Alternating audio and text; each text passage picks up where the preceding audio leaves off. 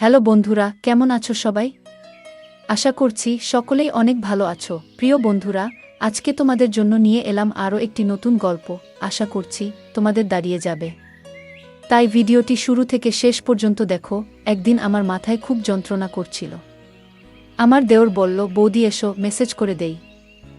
যখন দেওর মেসেজ করল, তখন আমি এত শান্তি পেলাম যে পুরো রাত যেন আমার কোনো হুঁশই ছিল না।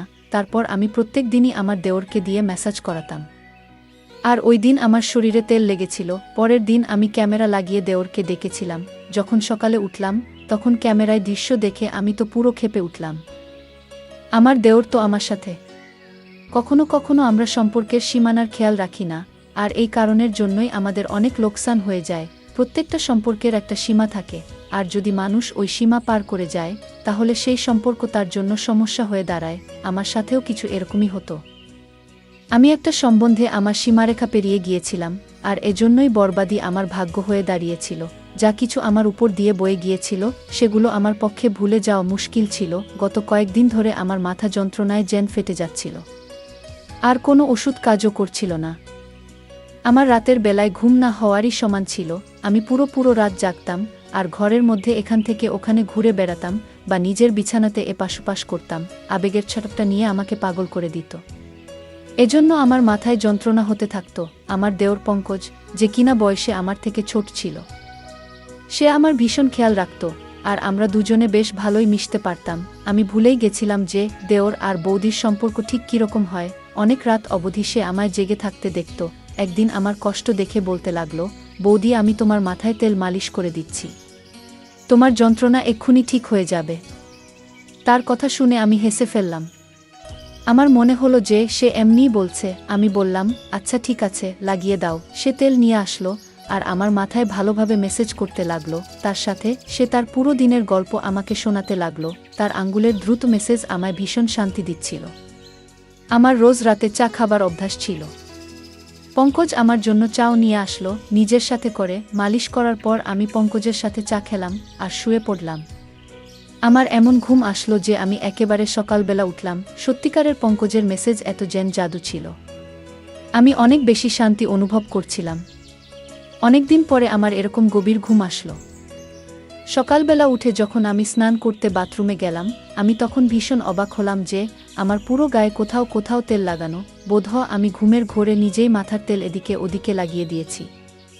ঘুম পুরো হওয়ার কারণে আমার মাথার যন্ত্রণা চলে গিয়েছিল। এরপর আমি দিনভর কাজ করতে লাগলাম। আমার বিয়ের 1 বছর কেটে গেছে, আর এই 1 বছর আমি ভীষণ ভালোভাবে কাটিয়েছি। যখন আমি এই বাড়িতে বউ হয়ে আসলাম, তখন আমার দেওর পঙ্কজের মাত্র 6 বছর বয়স ছিল। পঙ্কজের মধ্যে অনেক বেশি বাচ্চাও ছিল, আর সে একদম আমার ছোট ভাইয়ের মতোই লাগত। আমার বর আমায় বলেছিল যে তার বাবা খুব তাড়াতাড়ি পৃথিবী থেকে চলে গেছে, যার জন্য পঙ্কজ তার বাবার ভালোবাসা পায়নি। তার মাও পঙ্কজের উপর আর ঘরের উপর অনেক কম ধ্যান দিতেন। আর আমার বর আকরাম এখানে তো থাকতেই না। এজন্য আকর আমাকে বলেছিল যে এখন সবথেকে বেশি আমি যেন পঙ্কজের খেয়াল রাখি। আমি তাকে কথা দিয়েছিলাম যে পঙ্কজকে একদম নিজের বাচ্চার মতো রাখব, আর আমি আমার কথা পুরো করেছিলাম। আমার বর আকরাম অন্য শহরে চাকরি করত। সে মাসের 4 দিনের জন্য বাড়ি আসত। বাকি পুরো মাসে আমি আমার ছোট দেওর পঙ্কজ আর আমার শাশুড়ির সাথেই কাটাতাম। পঙ্কজ এখন 7 বছরের ছেলে, যে কিনা যুবক হয়ে গেছে। সে আমার থেকে বয়সে মাত্র 4 বছরই ছোট ছিল। সে কলেজ থেকে আসার পর ও বৌদি বৌদি করে আমার আগে পিছে ঘুরত। আকরামের এখানে না থাকার কারণে আমার বর ছোট সব কাজ পঙ্কজেরই দায়িত্বে ছিল। পঙ্কজ কলেজ থেকে আসার পর আমার কাজ করে দিত, আর তারপর আমারই সাথে সময় কাটাতো। পঙ্কজের সাথে থাকতে থাকতে আমি একটা ব্যাপার অনুভব করেছিলাম যে সে আকরামকে পছন্দ করত না। এমনকি তার কথা উঠলেও সে সেখানে চুপ করে যেত অথবা কথা বদলে দিত। আমি তার থেকে জানতে চাইতাম যে আকরামের থেকে তার কিসের সমস্যা, কিন্তু আমি কখনো এই প্রশ্নটা করতেই পারিনি। আকরামের মা পুরো দিন পাড়ায় ঘুরে বেড়াতেন, আর সন্ধ্যা হতেই বাড়ি এসে তাড়াতাড়ি শুয়ে পড়তেন। পরের দিন সকালবেলা আবার পাড়ায় বেরিয়ে যেতেন। এজন্য আমার তার দিক থেকে কোনো সমস্যাই ছিল না। জীবন খুব ভালোভাবেই কাটছিল। কিন্তু আকরামকে ছাড়া আমি পুরো রাত ঘুমোতেই পারতাম না, আর পুরো রাত আমি এপাশ ওপাশ করে কাটিয়ে দিতাম। কখনো কখনো মন চাইতো যে আমি নিজেই আকরামের কাছে চলে যাই, কিন্তু এখন এমনটা সম্ভব নয়। এজন্য আমার মাথায় মাঝে মধ্যেই ব্যথা ব্যথা হতো। পঙ্কজ জানত যে আমার মাথায় ব্যথা। এজন্য প্রথমে তো সে আমার জন্য ওষুধ নিয়ে আসত, কিন্তু একদিন হঠাৎ সে বলল যে, আপনি কতদিন আর ওষুধ খাবেন মাথা যন্ত্রণা? এর থেকে তো ভালো যে আমি আপনার মাথার মেসেজ করে দেই, আপনি অনেক শান্তি পাবেন। আমি পঙ্কজকে বললাম, মেসেজ করার বদলে কিছুদিনের জন্য আমাকে নিজের দাদার কাছে পাঠিয়ে দাও, আমি নিজেই ঠিক হয়ে যাব। আমার কথা শুনে পঙ্কজ বলতে লাগল, যদি আপনি চলে যান তো আমার কি হবে? আমি তো আপনাকে ছাড়া থাকতেই পারি না। তার কথা শুনে আমি জোরে জোরে হাসতে লাগলাম। সে আমার সাথে এভাবেই কথা বলতো। সত্যিই পঙ্কজের সাথে থেকে আমার একটা অভ্যাস হয়ে গিয়েছিল তার। আমরা দুজনে মাঝে মধ্যেই ঘুরতে বাইরে চলে যেতাম।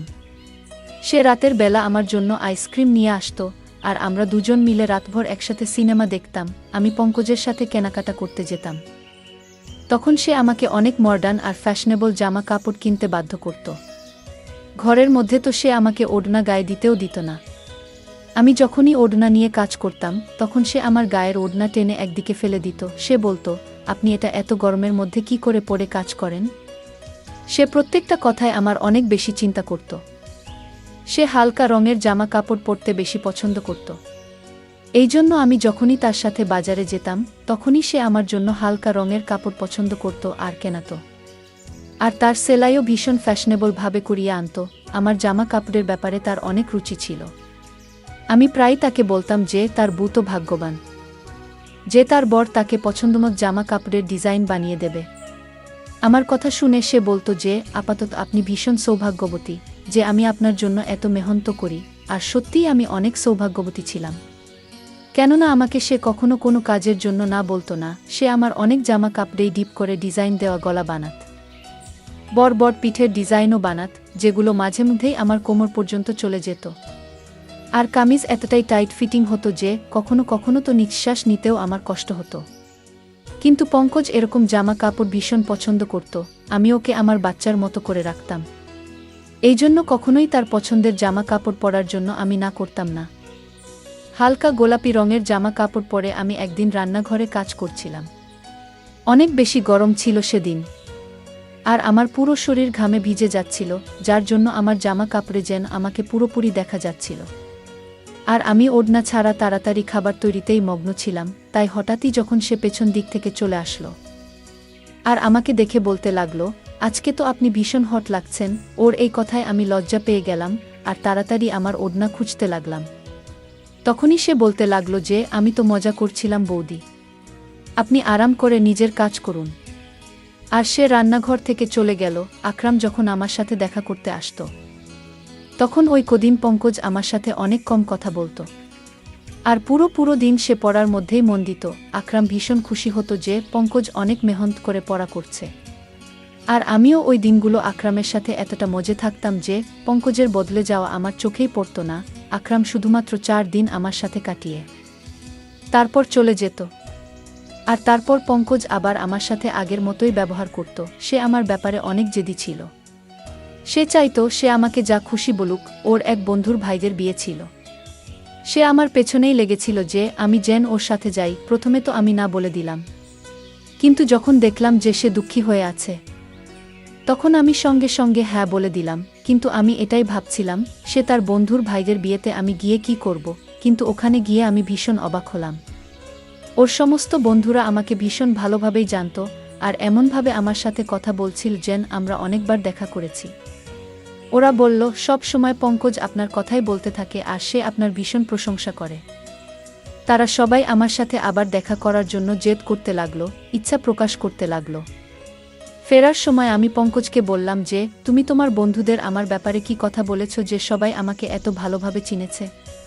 পঙ্কজ বলতে লাগলো যে, আপনি তো আমার সব কিছু, আমি তো সব সময় আপনার কথাই বলতে থাকি। ওই সময় পঙ্কজের কথা মানে আমি বুঝতে পারিনি, কিন্তু যেদিন আমি তার ওই কথার মানে বুঝতে পারি, আমার পায়ের তলা থেকে মাটি সরে গিয়েছিল।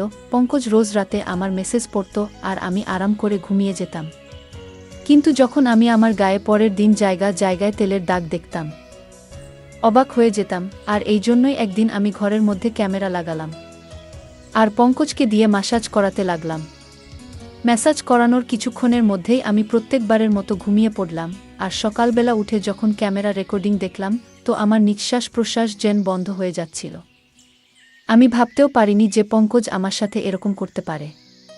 আমি তো পঙ্কজকে অনেক বেশি ভরসা করেছিলাম, আর তাকে আমি নিজের ছোট ভাই ভাবতাম, কিন্তু সে তো দেওর বৌদির সম্পর্কের সম্মান রক্ষা করতে পারল না। ভিডিওতে পঙ্কজ আমার ভালোভাবে মেসেজ করছিল। তারপর সে আমার জন্য চা বানিয়ে আনল, আর চা খাওয়ার পর পঙ্কজ ঘর থেকে বেরিয়ে গিয়েছিল, আর আমি ঘুমানোর জন্য শুয়ে পড়েছিলাম। কিছুক্ষণ পরে আমার এত গভীর ঘুম এসে গেল, তখন পঙ্কজ দ্বিতীয়বার দরজা খুলে ঘরে আসলো, আর আমি দরজা খোলার আওয়াজেতেও উঠিনি। সে ঘরে আসার পর ঘরের দরজা বন্ধ করে দিল, আর আমার কাছে চলে আসলো। এরপর আমি যা কিছু দেখলাম আমি নিজের চোখে বিশ্বাস করতে পারিনি। পঙ্কজ কিছুক্ষণ তো চুপচাপ বসেছিল, আমাকে সে দেখছিল। এরপর সে নিজের আঙ্গুল দিয়ে আমার চেহারা ছুঁতে লাগল। সে তার মোবাইল ফোন বের করে আমার অনেক ফটো তুলল, আর তারপর সে আস্তে আস্তে আমার শরীর থেকে কামিজ সরালো। তেলের সেই শিশি যেটা সে মাসাজের জন্য এনেছিল ঘরের মধ্যেই রাখা ছিল। সে নিজের হাতে তেল নিল, আর আমার গায়ে মাসাজ করতে লাগল। আমি জ্ঞান হারিয়ে ওর সামনেই পড়েছিলাম, আর সে আমার গায়ে নিজের হাত ঘোরাচ্ছিল। কিছুক্ষণ পরে আমাকে চুমু খেতে শুরু করল, আর তারপর সে নিজের সমস্ত সীমারেখা ছাড়িয়ে গেল। সে আমাদের মাঝে দাঁড় করানো সমস্ত আবরণের দেওয়ালকে ভেঙে দিয়েছিল। সে আবেগ সামলাতে না পেরে এতটাই এগিয়ে গেল যে কয়েক ঘন্টা পর্যন্ত সে আমার সাথে ছিল। আমি তার সামনে গানহীন অবস্থায় ছিলাম, আর সে পুরোপুরি জোশপূর্ণ ছিল। বেশ কয়েক ঘন্টা আমার সাথে কাটানোর পর ও যেভাবে এসেছিল সেভাবেই ফেরত চলে গেল। সে আমার ইজ্জত খুব বাজেভাবে নষ্ট করে গেল, আর এটা দেখে আমার হৃদয় পর্যন্ত কেঁপে উঠল। আমি তো তাকে নিজের ভাই ভাবতাম, এজন্য তার সাথে এত ভালোভাবে মেলামেশা করতাম। কিন্তু আমি কখনো জানতেই পারিনি যে ওর চরিত্র খারাপ ছিল। আমি আমার ঘরে বন্ধ ছিলাম। যখন সে কলেজ থেকে আসলো, সে সোজা আমার ঘরে চলে আসলো। একদম আমার কাছে বসে বলতে লাগলো, বৌদি কি হয়েছে, তোমার শরীর ঠিক নেই? আমি গভীরভাবে তার দিকে তাকালাম, আর ক্যামেরার রেকর্ডিং তার দিকে বাড়ালাম। সেটা দেখে সে কিছুক্ষণের জন্য তো চুপ করে গেল। এরপরে সে যা বলল সেটা শুনে পুরো আমার গায়ে শিহরণ জেগে গেল। সে হঠাৎ করেই নিজের ভালোবাসার কথা আমাকে বলতে লাগলো। সে বলতে লাগলো চিরদিনই ভালোবাসার জন্য অভাব বোধ করত সে। যখন আমি তার দিকে ধ্যান দেওয়া শুরু করলাম, তখন তার ভালো লাগতে লাগলো। সে বুঝতে পারল যে তার জীবনে কেউ এমন আছে যে তাকে ভালোবাসে। ও বলছিল যে এবার ও আর আমার থেকে দূরে যেতে পারে না, আর এই জন্যই তার নজরে তার বড় দাদার অস্তিত্ব খটকাতে লেগেছিল। যখনই আকরাম আসত, সে নিজেকে ঘরের মধ্যে বন্ধ করে দিত, কেননা আমাদের দুজনকে সে একসাথে দেখতে চাইত না। আকরামকে তো সে এভাবেই প্রথম থেকেই ঘৃণা করত, কেননা আকরামের বাবা আকরামকে অনেক ভালোবাসত, আর মরার আগে উনি এই ঘরটাও আকরামের নামে লিখে দিয়েছেন। আমার আর আকরামের সঙ্গ তার হৃদয়ে কাটার মতো বিদ্যুৎ। তাই যখনই আমার জন্য সে কেনাকাটা করত, সে ইচ্ছে করেই আমার জন্য এই ধরনের জামা কাপড় কেনাত যাতে আমাকে সে পরিষ্কারভাবে দেখতে পারে। সে হালকা রং পছন্দ করত না, বরং হালকা রঙের মধ্যে দিয়ে উকি দেওয়া আমার দেহাকর্ষণ তাকে আকৃষ্ট করত। সে বলতো যে সে সৌন্দর্যে আহত হয়েছে, সে শুধু আমাকে পেতে চাইত। সে নিজের আবেগকে কাবুতে রাখতে পারছিল না। যখন সে আমাকে রাতভর জাগতে দেখত, এই কথাটা তাকে ভীষণ অস্বস্তিতে ফেল যে আমি তার দাদার কথা ভেবে জেগে আছি। ওর ইচ্ছা ছিল আমি যেন তার জন্য জেগে থাকি, আর জীবনভর যেন তার সাথে থাকি। সে নিজের দাদার থেকে আমাকে আলাদা করতে চেয়েছিল, আর নিজের কাছে আনতে চাইত। এই জন্য সে আমার মেসেজ শুরু করে যাতে আমি শান্তি পাই, আর সে আমার চায়ে ঘুমের ওষুধ মিশিয়ে আনত। আর যখন তার বিশ্বাস হতো যে আমি গভীরভাবে ঘুমিয়ে গিয়েছি, তখনই সে আমার ঘরে চলে আসত আর নিজের পিপাসা মিটিয়ে চলে যেত। সে নিজের বন্ধুদেরও ওই কথাটা বলেছিল যে সে আমাকে ভালোবাসে, আর ওর বন্ধুরাই ওকে এই ধরনের পরামর্শ দেয়া। পঙ্কজ আর তার বন্ধুরা বয়ঃসন্ধির দরজায় উপস্থিত ছিল, এই জন্য তারা ঠিক আর ভুল কি সেটা বুঝতে পারত না। আমার ইজ্জত নিয়ে বসেছিল সে। পঙ্কজের কথা শুনে তো আমার চোখ দিয়ে জল বেরিয়ে আসলো। সে এই সমস্ত করে ফেলেছিল, আর আমি ছিলাম তার দাদার বউ, আর সে আমার বিছানা পর্যন্ত এসে গেছিল। আমি লজ্জায় জল হয়ে যাচ্ছিলাম। আমি ঘৃণায় পঙ্কজের দিকে তাকালাম। তখন সে আমার পায়ের কাছে বসে পড়ল আর বলতে লাগলো সে শুধু আমাকে ভালোবাসে, আর আমার ঘৃণা ওকে মেরে ফেলবে বাবার ছেড়ে চলে যাওয়ার সাথে সাথে। সে নিজের মায়ের অদ্ভুত উদাসীনতা সহ্য করতে পারেনি। সে বলতে লাগলো তার মাও কখনো তার আবেগ আর তার ইচ্ছের খেয়াল রাখত না। তার বদলে তার মা গোটা পাড়ায় ঘুরে বেড়াত, আর তাই সে পুরোপুরি একাকিত্বের শিকার হয়েছিল। যখন আমি এই বাড়িতে আসলাম, তখন তার একাকিত্ব দূর হলো, সে নিজে নিজেই আমার সাথে মিলেমিশে গিয়েছিল। আমি পঙ্কজকে ধাক্কা দিয়ে আমার পায়ের কাছ থেকে সরিয়ে দিলাম। আমি তার মুখও দেখতে চাইছিলাম না। সে আমার সাথে যা করেছে আমি তাকে কখনোই ক্ষমা করতে পারতাম না। আমি জানতাম এতে পুরো ভুল পঙ্কজের ছিল না। সে সত্যিই সম্পর্কের জন্য মরে যাচ্ছিল। আর আমাকে পেয়ে সে সীমানা ভুলে গিয়েছিল। আর আমিও তাকে কখনো ঠিক আর ভুল কোনটা তা বলিনি। সে যখনই আমার জন্য জামা কাপড় সেলাই করাতো তখন আমি সেটা ওর পছন্দ ভেবে মেনে নিতাম। আমি ওড়না ছাড়াই তার সামনে ঘরে ঘুরে বেড়াতাম। আমি তাকে নিজের ছোট ভাই অবশ্যই ভাবতাম। কিন্তু বাস্তবে সে তো আমার ছোট ভাই ছিল না। তার আর আমার সম্পর্ক ছিল দেওর বৌদির। আর আমি এই ব্যাপারটাই খেয়াল করিনি।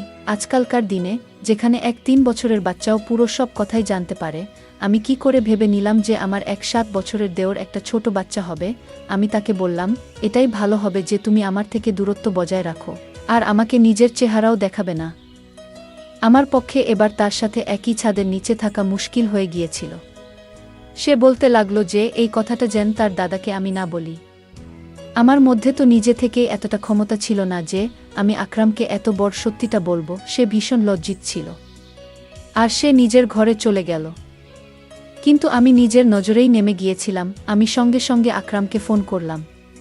তাকে বললাম আমি এবার তাকে ছাড়া থাকতে চাই না। হয় সে নিজে এখানে চলে আসুক, আর না হয় আমাকে তার কাছে ডেকে নিক। আমার কথা শুনে আকরাম প্রথমে তো অবাক হয়ে গেল যে আমার হঠাৎ করে কি হলো। কিন্তু যখন আমি বারবার বলতে লাগলাম তখন সে বলল সে তাড়াতাড়ি আমাকে তার কাছে ডেকে নেবে। সে কিছু সময় চাইছিল যাতে আমার থাকার সে ব্যবস্থা করতে পারে। আর নিজের মায়ের সাথেও সে সেই ব্যাপারে কথা বলবে। আমি আকরামকে বললাম যে সে যেন 5 দিনের ভেতরে আমাকে ডেকে নেয়, না হলে আমি চিরজীবনের জন্য ঘর ছেড়ে চলে যাব। আকরাম আমাকে কথা দিল যে সে 5 দিনের মধ্যেই আমাকে নিজের সাথে নিয়ে যাবে। আমি এই 5 দিন নিজেকে ঘরের মধ্যে বন্ধ করে কাটিয়েছি। আমি সেসব পুরোপুরি ভুলে যেতে চাইতাম। আমার শাশুড়ির এখনো পর্যন্ত ঘরের সম্পর্কে কোনো হুঁশ নেই। তার নিজের ঘরের থেকে বেশি পাড়ার চিন্তা থাকে। যদি সে অন্যের খোঁজে না থেকে নিজের সন্তানের খেয়াল রাখত তাহলে পঙ্কজ এরকম করত না। সে শিকার হয়ে নিজের রাস্তা থেকে হারিয়ে গিয়েছিল। প্রত্যেকটা সম্পর্কের একটা সীমা থাকে, আর আমি আমার আর পঙ্কজের সম্পর্কের সেই সীমাটা ভুলে গিয়েছিলাম। আর আজকে তারই ফল আমাকে ভোগ করতে হচ্ছে। আমি আমার সমস্ত পুরনো জামা কাপড় জ্বালিয়ে দিয়েছি। এবার আমি বুঝতে পেরেছি যে আমি এই বাড়িতে একজন বাইরের মানুষের সাথে আছি। আর আমাকে নিজেকে এবার থেকে আড়ালে রাখতে হবে। কখনো কখনো আমরা অনেক ব্যাপার ছোট ভেবে নিই, কিন্তু সেগুলো এতটাও ছোট হয় না যতটা নজরে মনে হয়। আজ আমি আমার ওড়নার দামের কথা অনুভব করলাম যে সেটা কত দামি, যখন কিনা আমি প্রায় ধ্বংস হয়ে গিয়েছি। যারা এই গল্পটি শুনছেন আপনাদেরকে আমি এটাই বলতে চাই, নিজেকে সাবধানে রাখুন। ধন্যবাদ বন্ধুরা গল্পটি শোনার জন্য।